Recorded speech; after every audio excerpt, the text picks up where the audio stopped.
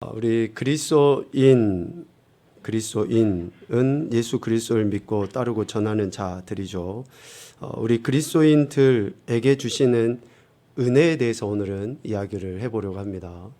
에베소서 1장 말씀을 이렇게 펴놓고 우리 같이 봤으면 좋겠는데요. 에베소서 1장 말씀을 통해서 우리 그리스도인들에게 주시는 하나님의 은혜가 무엇인가 라고 보면 1장 3절에 이렇게 분명히 말씀하십니다. 주 예수 그리스도의 아버지께서 그리스도 안에서 하늘에 속한 모든 신령한 복을 우리에게 주시되 라고 말씀합니다. 여기에서 우리는 그리스도인이죠. 그리고 신령한 복을 주시는 주체는 예수 그리스도의 아버지이신 하나님이십니다. 그리고 신령한 복이라는 것은 땅에 있는 것이 아니라 하늘에 속한 것이라고 말씀하시고, 그 신령한 복의 규모라 그럴까요? 크기라 그럴까요? 그것은 모든이에요. 모든. 그래서 하나님께서 그리스도인 저와 여러분에게 주신 은혜가 뭐냐? 하늘에 속한 모든 신령한 복을 주셨고, 저와 여러분은 그 복을 받은 자들이라는 것입니다.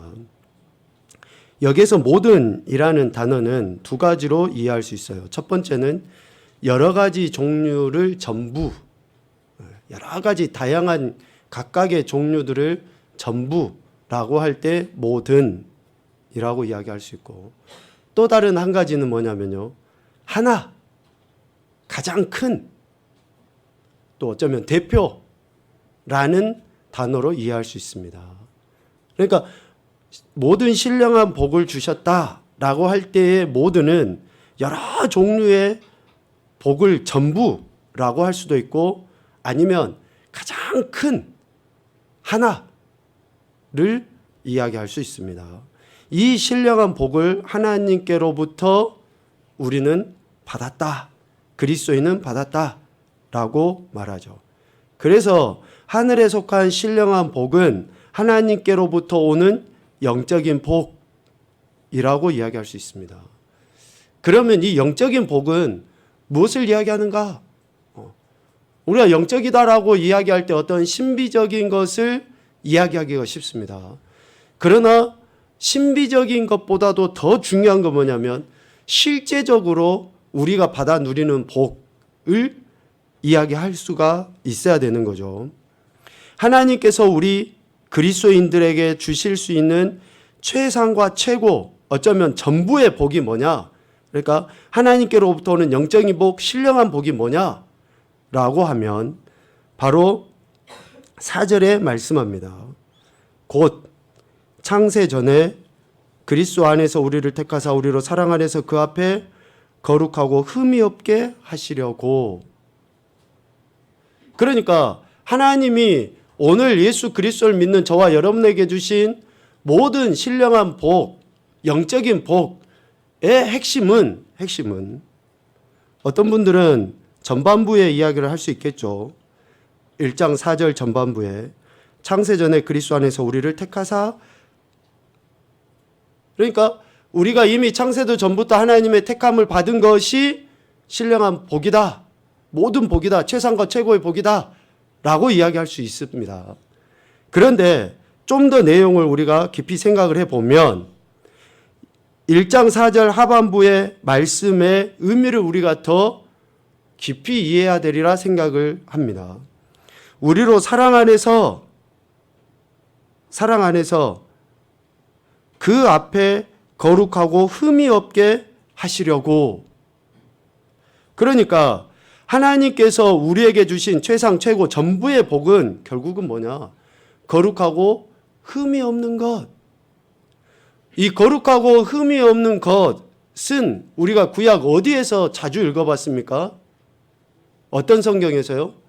레위기서에서 많이 읽어보잖아요. 제사법에. 그러니까 우리를 창세도 전부터 택하신 목적은 뭐냐? 우리를 거룩하고 흠이 없게 하시기 위해서 창세도 전부터 이미 예정하신 거예요. 그러니 예수 그리스도를 믿는 저와 여러분에게 하나님이 베풀어 주신 신령한 신령한 복은 결국 예수 그리스도께, 그러니까 하나님 아버지께 바칠 수 있는, 드려질 수 있는 거룩하고 흠이 없는 것, 이것이 바로 하나님께서 오늘 우리에게 주신 가장 신령한 복이라는 거죠. 아무리 외적으로 화려하고 뭐 크고 해도 하나님이 보시기에 거룩하지 않고 흠이 있으면 어떻습니까? 하나님이 받으시지를 않거든요. 아무리 눈에 보기에는 좋지만 하나님이 받으시기에 합당하지 아니하면 의미가 없는 거예요. 외적으로는 우리가 너무나 보잘것없고 미천하기 그지없지만 하나님께서 예수 그리스도로 말미암아 우리를 거룩하다, 흠이 없다 라고 인정해 주시기 때문에, 그 복을 우리에게 주셨기 때문에 우리가 존귀한 거죠. 그래서 에베소서 1장 4절 말씀처럼 거룩하고 흠이 없게 하시려고 하나님께서는 우리를 부르셨다. 창세도 전부터 우리를 택하셨고 우리를 부르셨다라고 말씀합니다. 여기서 거룩하다, 누차 말씀을 드렸죠. 그리고 흠이 없다라고 하는 이야기 계속 지금 몇 주에 걸쳐서 우리가 말씀을 나눴습니다. 이것을 어떠한 영적인 부분의 문제가 아니라 실제적으로 우리의 몸에, 우리의 삶에 문제와 직결을 시켜보면 몇 가지로 이해할 수 있습니다. 거룩하다, 흠이 없다 라고 하는 것을 실제로 우리의 삶과 우리의 몸에 적용시켜 볼 때에 몇 가지로 이해하게 되는데, 첫 번째는 사도 바울이 로마서를 통해서 말씀하신 것처럼 우리의 몸을 하나님이 기뻐하시는 거룩한 산 제물로 드리는 거예요. 이게 거룩하고 흠이 없는 신령한 복을 받은 자의 모습이라는 거죠. 하나님이 기뻐하시는 거룩하고 복된 산 제물, 이게 오늘 저와 여러분 그리스도인의 삶의 모습이 되어야 된다라는 것이고, 두 번째는 우리의 몸으로 하나님께 영광 올려드릴 수 있도록 하심, 이 바로 거룩하고 흠이 없게 하심이라는 거죠. 바울의 표현처럼 먹든지 마시든 무엇을 하든지 다 하나님의 영광을 위해서 하는 거예요. 영광을 위해서. 먹는 것도 내 유익이 아니라 하나님의 영광을 위해서. 내가 하는 그 모든 행위에 결국은 뭐가 돼야 됩니까? 하나님의 영광을 위해서 행해야 된다라는 거죠. 그러니까 우리를 거룩하다, 흠이 없다라고 인정해 주시는 목적은 하나님이, 야, 내가 택한 자들을 봐봐, 저들은 절대 흠이 없어 라고 누군가에게 자랑하고 그냥 우리 스스로를 높여주기 위함이 아니라, 그러한 존재로 인정해 주심으로 인해서 하나님께 영광 올려드리게 하시기 위해서 그랬다라는 거예요. 오늘 우리 마지막 찬양 그거 했었잖아요. 아버지의 사랑 누가 노래합니까? 누가 노래해요? 내가 노래. 별거 아닌 것 같은데 제가 그 찬양의 가사를 몇 차례 찬양도 하지만 내가 노래해, 그 내자라는 단어가 굉장히 제게는 크게 다가왔거든요. 하나님이 베풀어 주신 그 사랑, 내게 주신 이 놀라운 사랑을 내가 노래하는 거죠. 시편 말씀을 통해서는 새 노래로 노래를 하는 거예요. 내가, 그것도 내가. 구원받지 않고 하나님의 은혜를 경험하지 못한 자들은 결코 할 수 없잖아요. 내가 할 수 없어요. 그런데 우리는 내가 노래하게 되는 거죠. 이처럼 우리가 우리의 몸으로 아버지 하나님께 영광 올려드릴 수 있도록 하시기 위해서 거룩하고 흠이 없게 하셨다, 신령한 복을 주셨다라는 것이고, 세 번째로는 6절 말씀을 근거해서 이렇게 이야기할 수 있습니다. 하나님의 은혜의 영광을 찬송하게 하시기 위함이다. 두 번째, 영광 올려드리기 위함이다 라고 비슷하긴 한데요, 6절에 보면 은혜의 영광을 찬송하게 하시기 위함이다. 그래서 우리를 거룩하고 흠이 없게 하셨다라는 거죠. 하나님의 은혜의 영광. 하나님은 영광 그 자체이십니다. 우리가 하나님의 영광 찬양하지 않아도, 우리가 하나님께 영광 올려드리지 않아도 하나님은 그냥 그 영광 자체셔요. 그러니까 우리가 하고 안 하고의 의미가 없어요. 아무 의미가 없어요. 찬양하는 것이 그래서 되려 누구에게 영광입니까? 우리에게 영광이에요. 우리에게. 여러분, 하나님의 그 오묘하심을 신묘막측하심, 그런 것들을 우리가 찬양하는 우리 자체가 영광스러운 거예요. 그런 존재인 거예요. 하나님은 영광 그 자체시니까 뭐 영광 안 돌려드려도 아무 그게 없는 거예요. 그러니까 우리를 결국 거룩하고 흠이 없게 하심은 하나님의 은혜의 영광을 찬송하게 하심으로 인해서 그 영광을 찬양하는 우리가 복된 존재라는 것을 우리에게 가르쳐 주시는 거죠. 그리고 마지막 한 가지 더 보면 14절에도 비슷하게 이야기합니다. 14절에 이는 우리 기업의 보증이 되사 그 얻으신 것을 속량하시고 그의 영광을 찬송하게 하려 하심이라. 그 영광을 찬송하게 하려 하심이라. 우리가 하나님의 기업, 하나님의 것이 된다라는 그 보증을 친히 예수 그리스도께서 해주심으로 인해서 우리가 속량을 받고 아버지의 영광을 찬송하게 되는 거죠. 거룩하고 흠이 없는 존재만이 할 수 있는 그런 어쩌면 특권입니다.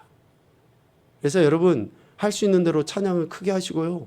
새 노래를 하시고 기쁨으로 하시고 감사로 하시고. 왜요? 이 찬양하는 것은 가수라서 찬양하는 게 아니에요. 뭐 노래 잘해서 찬양하는 게 아닙니다. 구원받은 자, 즉 거룩하고 흠이 없는 이 신령한 복을 받은 자들만이 가진 특권이기 때문에 우리가 하는 거예요. 특권이기 때문에. 그래서 우리는 이런 거룩하고 흠이 없게 된 이런 신령한 은혜를 복을 받은 자들인데 좀 비슷하지만 말씀을 이렇게 좀 다시 생각을 한번 해보죠.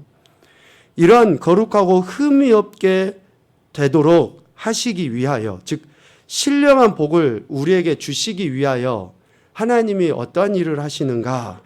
하나님이 하시는 일을 오늘 에베소서 1장에서 우리가 한번 살펴보려 합니다. 하나님이 이런 신령한 복을 주시기 위하여 하시는 일이 뭔가? 먼저는 5절입니다. 그 기쁘신 뜻대로 우리를 예정하사 예수 그리스도로 말미암아 자기의 아들들이 되게 하셨으니, 그러니까 우리에게 이러한 신령한 복을 주시기 위하여 하나님께서는 예정도 하시지만 그 예정하심을 어떻게 이루십니까? 예수 그리스도로 말미암아 우리를 하나님의 아들, 자녀, 백성 되게 하셔버린 거예요. 그러니까 이러한 아들이라는, 백성이라는 정체성을 갖고 있다, 그 정체성을 안다 그러면 그만큼 우리는 하나님의 신령한 복을 받은 자들이다 라는 확신과 그 믿음의 확고한 고백이 있어야 된다라는 것이죠. 그래서 정체성은 매우 중요합니다. 정체성은 삶의 방향을 결정하기 때문에 그렇습니다. 내가 지금 어떻게 살아가야 되는가? 앞서 이야기했던 것처럼 하나님의 은혜의 영광을 찬송하는 삶은 정체성이 분명한 사람만이 할 수 있는 것이죠. 그래서 자기의 아들들이 되게 하셨다라는 것이고, 7절 말씀을 통해서 보면 그리스도 안에서 그의 은혜의 풍성함을 따라 그의 피로 말미암아 속량 곧 죄사함을 받게 하셨다. 맥락이 우리가 크게 보면 다 동일하다라고 표현할 수 있습니다. 하나님의 아들 된 거, 백성 된 거, 죄사함 받은 거, 의롭다 인정함을 받은 거, 구원받은 거, 다 교리적인 용어로 우리가 비슷비슷하게 사용할 수 있는데요. 좀 굳이 나눠보면 그렇다라는 거예요. 7절, 속량 곧 죄사함을 받게 하시는 거죠. 예수 그리스도의 피로 말미암아 그렇다라는 거죠. 그렇게 예수 그리스도의 피로 말미암아 속량, 죄사함을 받은 자들이 신령한 복을 받게 되는 것이고, 또 11절, 모든 일을 그의 뜻의 결정대로 일하시는 이의 계획을 따라 우리가 예정을 입어 그 안에서 기업이 되었다. 그러니까 그 안에서 기업이 된 거죠. 하나님의 기업. 그리고 13절, 그 안에서 또한 믿어 약속 후에 성령으로 인치심을 받았다. 그러니까 이렇게 성령으로 인치심을 받은 자들이 신령한 복을 받는 겁니다. 그래서 예수 그리스도로 말미암아 하나님께서 우리에게 주시는 복이 곧 신령한 복이라고 이야기를 하는 거죠. 결국 하나님의 아들 된 거나 속량 받은 거나 또 하나님의 기업이 되고 또 성령의 인치심을 받은 것으로 인해서 우리가 신령한 복을 받는다라고 하는데, 엄밀하게 이야기하면 이 자체가 신령한 복이라는 거예요. 하나님의 자녀가 된 것 자체가 신령한 복이다. 하나님의 기업 그 자체가 신령한 복이다 라는 것이죠. 그래서 우리는 이 신령한 복, 곧 거룩하고 흠이 없는 그러한 존재로서 예수 그리스도를 믿고 따르는 자, 증거하는 자로서의 그리스도인의 삶을 살아가야 한다라는 것이죠. 그런데 한 가지 중요한 것은 여기에 오늘 말씀도 이렇게 하고 있지만, 특별히 5절에서도 이야기하고 또 11절에서도 이야기하고 9절에서도 이야기하고 하는 그 단어가 기쁘신 뜻, 그의 뜻이라는 단어를 사도 바울은 쓰고 있습니다.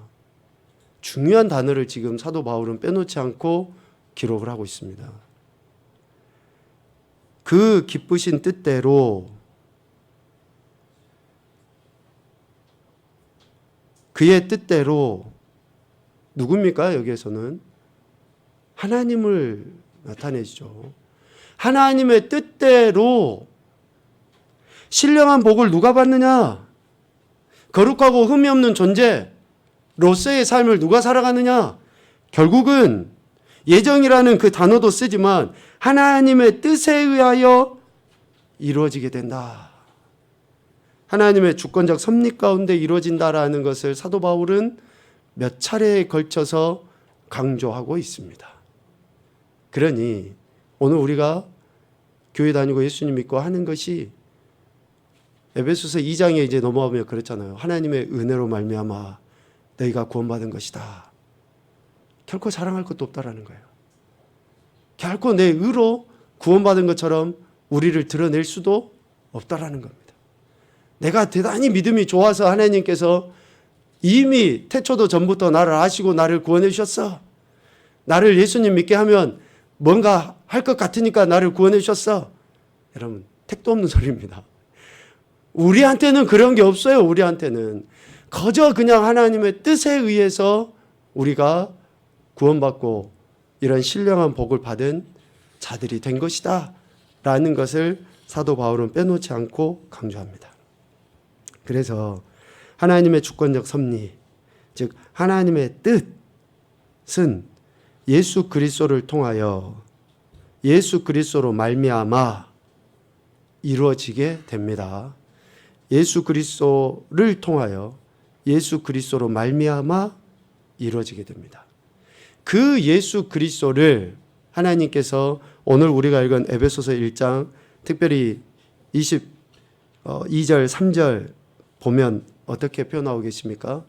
교회의 머리로 삼으셨다 라고 말씀하시고 만물의 충만함이 그 가운데 있다 라고 말씀하고 있습니다. 그래서 오늘 우리가 예수 그리스도를 믿는다라고 하는 것은 교회의 머리로서의 예수 그리스도, 그리고 모든 만물의 충만함이 존재하는 예수 그리스도로 믿는 것이죠. 그러니까 결국 그러니까 거룩하고 흠이 없는 복을 누리는 우리 인생은 머리이신 예수 그리스도께 복종해야 되고 만물을 충만케 하시는 예수 그리스도의 충만함 가운데 있어야지만이 된다라는 것을 에베소서 1장을 통해서 우리에게 말씀해 주십니다. 그러니까 세상의 가치 판단 기준으로가 아니라 예수 그리스도의 관점으로 우리가 우리의 지금의 신앙과 삶을 바라봐야지만이 된다는 것을 바울은 이야기해요. 왜? 이런 신령한 복을 받은 자들이기 때문에 그렇습니다. 오늘 우리가 보게 될 내용, 이 페이퍼를 지금 좀 살펴보겠는데요. 사도 바울은 오늘 우리가 읽은 이러한 내용, 말씀들을 가지고 이러한 성화와 관련된 그러한 그 진리의 말씀들을, 교훈들을 우리에게 주시고 있는데요. 먼저 크게 세 가지로 우리가 한번 살펴볼 필요가 있습니다. 우리의 성화, 즉 거룩하고 흠이 없게 되는 것은 예수 그리스도로 말미암아 되어진다고 했는데, 그 예수 그리스도를 하나님께서 어떻게 하십니까? 무덤에서 일으키시죠. 그 무덤에서 일으키는 데는 큰 힘이 발휘되어야지만이 됩니다. 하나님이 우리를 구원하시기 위하여 하나님은 자신을 포기해 버리시거든요. 매우 중요한 교리 아닙니까? 하나님은 우리를 구원하시기 위하여 하나님 자신을 포기해 버리셔요. 그게 십자가잖아요. 그러니까 그리스도를 무덤에서 다시 일으키시기 위해 하나님은 엄청난 에너지를 사용하실 수밖에 없는 거예요. 물론 전능하시고 전지하신 하나님이심에 틀림이 없습니다. 그러나 그 하나님의 능력을 발휘하셔야지만이 우리를 구원하실 수 있기 때문에 그렇다라는 것이죠. 두 번째는 그리스도를 땅에서 들어올려 무덤에서 일으키실 뿐만이 아니라 땅에서 들어올려 하늘에 계신 우리 아버지 하나님의 우편에 앉게 하시는 데는 또 큰 힘이 발휘하게 되어 있습니다. 하늘에 계신 우리 아버지의 우편에 앉게 하는 데는, 왜 하나님께서 예수 그리스도를 부활시키시고 승천하셔서 하나님 우편에 앉게 하십니까? 결국 예수 그리스도로 말미암아 모든 것들을 심판, 판단하시려 하시기 때문에 그렇습니다. 그래서 큰 힘이 발휘될 수밖에 없는 거예요. 그리고 마지막 한 가지, 모든 법과 권위, 모든 권세와 지배권, 그리고 인간에게 주어질 수 있는 모든 지위가 그리스도의 발 앞에 놓이게 하고 그리스도를 만물의 머리로 만드는 데는 큰 힘이 발휘되었죠. 이 세 가지, 마지막 세 번째, 예수 그리스도의 발 앞에 놓이게 하고 그리스도를 만물의 머리로 만드는 데에는 큰 힘이 발휘됩니다. 이 세 가지는 우리 예수 그리스도를 믿는 자들이 거룩해져 가는, 즉 성화의 그 과정을 살아감에 있어서 예수 그리스도께서 보여주시는 핵심의 진리이라는 거예요. 이게 없으면 우리는 결코 성화할 수가 없습니다. 그래서 예수님이 죽으실 뿐만 아니라 다시 살아나셔야 되고, 다시 살아나실 뿐만이 아니라 하나님 우편에 앉으셔야 되고, 그 우편에 앉으셔서 이제는 우리를 이끄셔서 하나님 보좌 앞으로 인도해 주심에 큰 힘을 발휘하셔야지만이 우리가 그러한 성화, 거룩, 성장을 이뤄갈 수 있다라는 것이죠. 그래서 우리도 이 세 가지 진리를 우리 자신, 우리 삶에 적용을 해야 됩니다. 첫째, 우리가 죄와 허물 가운데서 죽어 있을 때 예수님을 무덤에서 일으키신 그 성령께서 우리도 영적 죽음에서 일으키셨습니다. 여러분 믿습니까? 우리도 영적인 죽음에서 일으키셔요. 무덤에 계신 예수 그리스도를 다시 부활시키신 그 하나님께서 이제는 성령 하나님으로 우리 가운데 임하셔서 우리를 영적 죽음 가운데서 일으키시죠. 이 일으킴이 없으면 성장은 있을 수가 없습니다. 다시 사는 거죠. 그러니까 다시 사는 거. 예수 그리스도와 함께 우리가 죽었습니다. 그러면 이제는 다시 사는 게 필요해요. 다시 사는 거. 둘째, 예수님을 하나님의 오른편에 앉으신 능력은 우리에게도 유효합니다. 유효. 하나님의 오른편에 앉히신 능력은 우리에게도 유효하죠. 그래서 지금이라도 우리는 하나님 앞에 예수 그리스도와 함께 살면서 다스릴 수 있는 권세를 갖게 된 것이죠. 셋째, 다른 모든 권세를 그리스도의 발 밑에 놓은 그 능력은 우리에게도 유효합니다. 그리스도의 발 밑에 놓는 그 능력은 우리에게도 유효합니다. 왜 이 이야기를 할 수밖에 없습니까? 하늘과 땅의 모든 권세를 가지신 예수 그리스도께서 저와 여러분에게 너희는 가서 모든 민족을 제자를 삼아라. 그리고 그들에게 세례를 베풀고 분부한 모든 것을 가르쳐 지키게 하라. 라고 오늘 우리에게도 명령하셨거든요. 당대 예수님의 제자들뿐만 아니라 오늘 우리에게도 그 하늘과 땅의 권세를 가지신 예수 그리스도께서 우리에게 지금 명령을 하신 거예요. 그러니까 우리가 그 능력과 권세를 가지고 있을 때에 그 사명을 감당하게 되는 거죠. 그래서 지금 이 땅에서 우리는 하나님 나라의 삶을 살면서 예수 그리스도와 함께 다스리는 자. 이 다스림이 어떤 것의 회복입니까?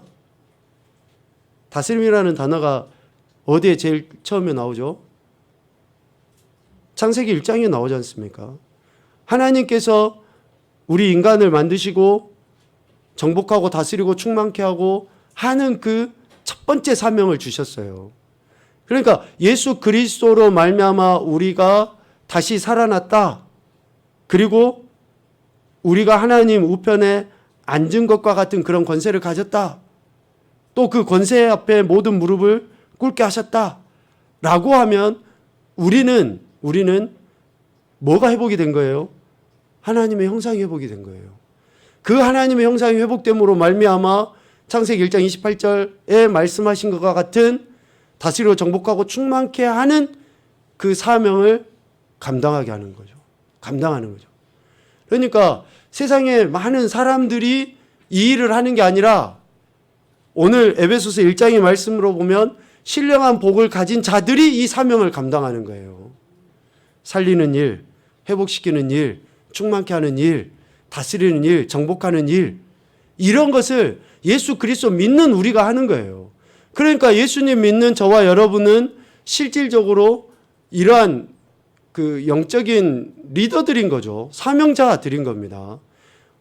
그러니까 그리스도인들이 가는 곳곳마다 실질적으로 이런 살아나는 역사들이 일어나야지 돼요. 영적이든지 육적이든지 이런 일들이 일어나야지만이 되는 거죠. 그게 신령한 복을 받은 자들이기 때문에 그렇습니다.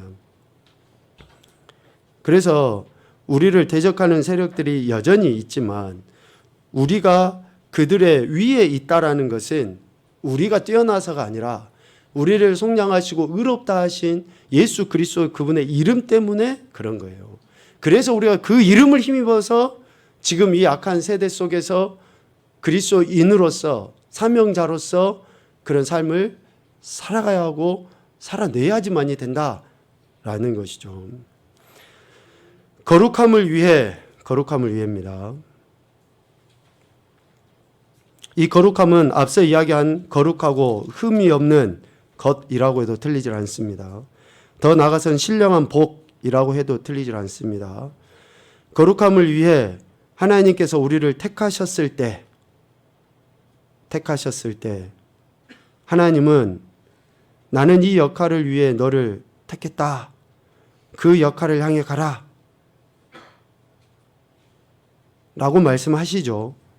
그런데 그렇게만 말씀하시고 우리를 내버려 두지 않으셔요. 야, 내가 네 택했으니까 너 가서 일해야지. 라고만 하시지를 않습니다. 그 뒤에 뭐라고 되어 있습니까? 내게 모든 채비를 다 갖추어 줬다.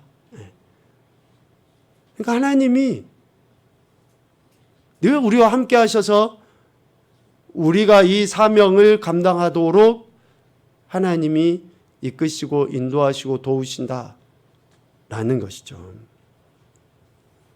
성령께서는 예수님을 무덤에서 일으키신 것처럼 하나님이시죠. 우리도 죄라는 무덤에서 일으켜 주심을 우리는 날마다 깨달아야 됩니다. 날마다입니다. 날마다. 매일매일 우리가 죽었다가 다시 살아난 존재라는 것을 확인, 고백해야지 됩니다. 예수님이 죽음에 대해서 잔다라고 표현하시죠. 잔다. 여러분, 우리가 진짜 매일 저녁마다 잤다가 매일 아침에 살아난 거 아시죠, 여러분? 우리는 매일 기적을 체험하고 있습니다. 매일 기적을 체험하고 있어요. 요즘엔 더워서 밤에 잠도 잘 못 잘 정도로 그런데 그래도 죽었다가 다시 살아나는 경험을 우리는 매일매일 하고 있습니다. 죄라는 무덤에서 우리를 매일 일으켜 세워주신다라는 것을 깨달아야 되고, 또 성령 하나님께서 예수님의 발을 지상에서 들어올리사 보좌 위에 두신 것처럼 우리도 이 땅에서 일으키셔서 하나님 나라에서 그리스도와 함께 사는 것을 가능케 해주십니다. 하나님 나라에서 그리스도와 함께 사는 것을 가능케 해주셔요. 그런데 이 하나님 나라에서 그리스도와 함께 사는 것을 실질적으로 우리가 어떻게 알고 누리게 하십니까? 어느 영역에서? 우리의 생각과 우리의 마음의 영역입니다. 우리의 생각과 우리의 마음의 영역에서 그리스도와 함께 사는 것을 가능케 해주셔요. 그러니까 우리가 말씀을 읽고 또 묵상하고 기도하잖아요. 그러면 늘 우리 마음 안에 하나님 나라의 그 은혜들을 우리가 경험하게 돼요. 그런 은혜들을 경험케 하시려고 하나님께서는 실질적으로 말씀을 주시고 그 말씀을 통해서 성령으로 깨닫게 해주시는 거예요. 성령으로. 그러할 때 우리는 지금 이 땅, 정말 천국 같지가 않은 이 땅이잖아요. 그런데 이 땅에서 우리의 마음, 우리의 생각과 우리의 마음의 영역 안에 하나님 나라를 경험하게 되는 거죠. 마지막 한 가지, 성령 하나님께서는 다른 모든 권세를 그리스도의 발 아래 두어 그분을 모든 것에 대해 승리하게 하신 것처럼 우리의 모든 대적도 우리 발 아래 두신다. 우리의 모든 대적도 우리의 발 아래 두신다. 지금 위에 파란색으로 써져 있는 1, 2, 3번, 초록색으로 써져 있는 첫째, 둘째, 셋째, 그리고 빨간색으로 써져 있는 성령 1, 2, 3, 이게 지금 동일한 내용입니다. 지금 다른 이야기가 아니라 동일한 이야기를 계속 반복적으로 지금 하고 있는 거예요. 모든 대적도 우리 발 아래 두신다. 여러분, 이 분명한 사실을 믿으시기 바랍니다. 이미 우리는 예수 그리스도로 말미암아 승리한 존재들이에요. 승리한 존재들. 그런데 우리가 그 승리에 대한 분명한 고백이나 확신이 없기 때문에 두려워해요. 근데 그 두려움은 승리에 대한 확신이 없기 때문에 두려워하는데, 요한 장로를 통해서 분명하게 말씀하잖아요. 그 두려움은 왜 생기는 겁니까? 왜 생기는 거예요? 하나님에 대한 사랑의 고백이 제대로 되지 않기 때문에 두려워하는 거예요. 하나님에 대한 사랑의 고백이 분명하면 이 승리의 확신을 통해서 결코 두려워하지 않습니다. 그래서 원수 마귀들이 죽이려고 하고 또 실질적으로 죽여도, 우리 몇 해 전에 영광 염산교회 그런 데 다녀왔잖아요. 6.25 전쟁 당시에 한 마을 전체가 순교를 당하는 그 현장에 그 꼬맹이 한 9살 되는 그런 아이가 동생을 얻고 물에 빠져서 같이 순교를 당하는, 뭐 어른 아이 할 것 없이 그 마을 전체가 그렇게 돼버렸으니까. 그들이 죽음이 두렵지 않아서 그랬을까요? 아니죠. 죽음이 두렵죠. 죽음이 안 두려운 사람이 어디 있어요. 그런데 그 죽음이라는, 사망이라는, 어둠이라는 그 권세의 힘보다도 하나님에 대한 사랑이 더 분명하니까 죽음의 두려움도 이겨버린 거죠. 우리가 객기하고 믿음하고는 다릅니다. 예수 그리스도를 우리는 믿는 거예요. 믿는 거. 그래서 그 믿음, 그 사랑의 고백이 실질적으로 두려움을 내쫓게 되는 거죠. 하나님께서는 이러한 승리를 경험케 하시기 위해서 우리에게 예수 그리스도를 보내셔서 본을 보이시겠다라는 거죠. 극심한 시험을 받을 때면 우리는 우리 자신에게는 그것을 이길 만한 힘이 없음을 깨닫고, 예수님을 죽음에서 일으키신 그 능력이 지금 곧 이 죄의 무덤으로부터 나를 일으키게 하소서, 그리스도로 하여금 모든 것을 당당하게 다스리게 한 그 능력이 지금 곧 나를 승리하게 하소서라고 기도해야 됩니다. 우리에게는 힘이 없어요. 이미 예수님께서 하신 것이 내게도 이루어지도록. 그러니까 주님의 말씀이 내 삶에 이루어지도록. 주님의 말씀이 내 삶에 이루어지도록 우리는 기도하는 거고. 그래서 말씀을 읽고 기도하고 말씀을 듣고 기도할 때 그 말씀이 실제가 되는 거예요. 실제가 나에게. 그래서 여러분 기도를 우리가 늘 추상적이지 않다고 이야기하잖아요. 그러니까 실제예요. 실제. 말씀이 실제가 되는 것이 기도입니다. 그렇게 해서 우리는 이 영광스러운 원리를 굳게 붙잡게 되는 거죠. 밑에 두 줄 같이 보겠습니다. 시작.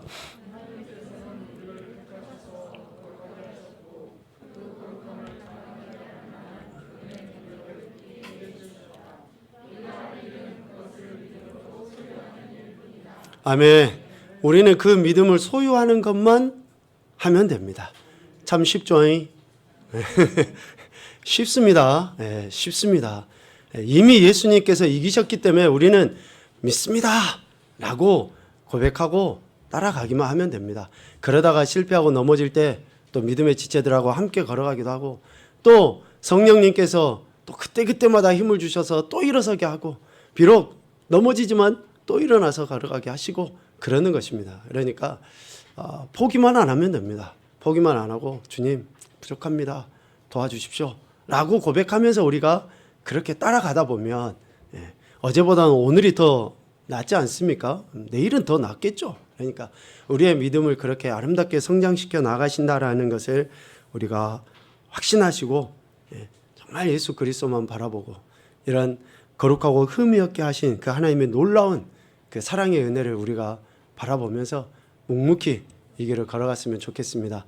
날마다 예수 그리스도로 말미암아 승리하는 저와 여러분의 신앙과 삶이 되시기를 주님의 이름으로 축복합니다. 아멘.